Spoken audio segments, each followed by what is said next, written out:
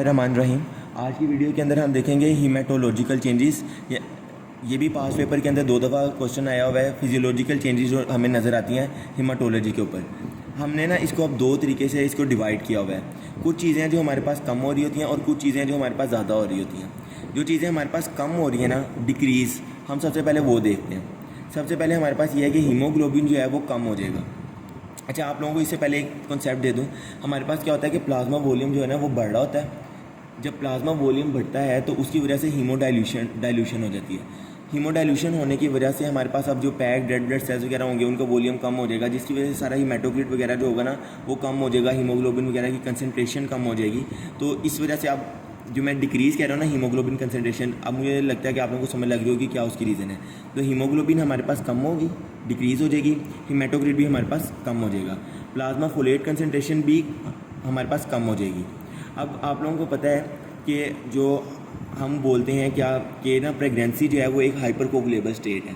तो ये जो हमारे पास ना एक प्रोटीन होती है, प्रोटीन एस, ये हमारे पास आमतौर पर ना एंटी कोगुलेबल होती है, मतलब कि ना कोगुलेशन को रोक रही होती है। तो क्योंकि अब प्रोटीन एस कम हो रही होती है, इसी वजह से अब कोगुलेबिलिटी को रोकने वाली कोई चीज़ नहीं रहती, जिसकी वजह से हाइपर कोएगुलेबल स्टेट आ जाती है। तो आप लोग यहाँ से ये आराम से याद रख सकते हैं कि प्रोटीन एस एक्टिविटी ने भी कम हो जाना है।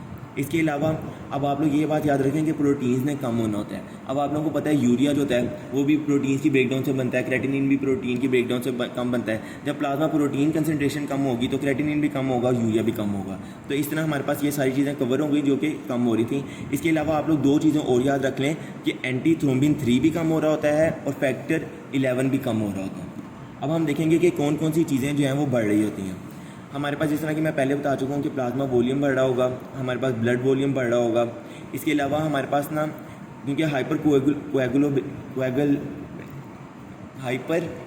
हमारे पास हाइपर कोएगुलेबिलिटी होती है प्रेगनेंसी के अंदर, तो इस वजह से क्लोटिंग फैक्टर्स जो कि मतलब कोएगुलेबिलिटी करवा रहे होते हैं वो सारे के सारे इंक्रीज़ होंगे।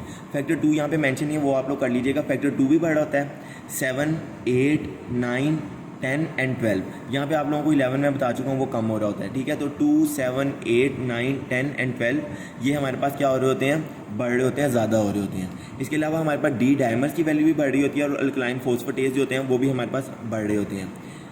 तो इसके अलावा हम ना क्या करते हैं, कंप्लीट ब्लड काउंट करवाते हैं जिसके अंदर हमें ना न्यूट्रोफिल्स मिलते हैं। न्यूट्रोफिल्स भी हमारे पास फिजियोलॉजिकली बढ़ रहे होते हैं और जबकि इओसिनोफिल्स जो होते हैं उसके अंदर हमें वो कम हो रहे होते हैं, डिक्रीज़ हो रहे होते हैं। तो ये थी हमारे पास सारी हीमेटोलॉजिकल चेंजेस।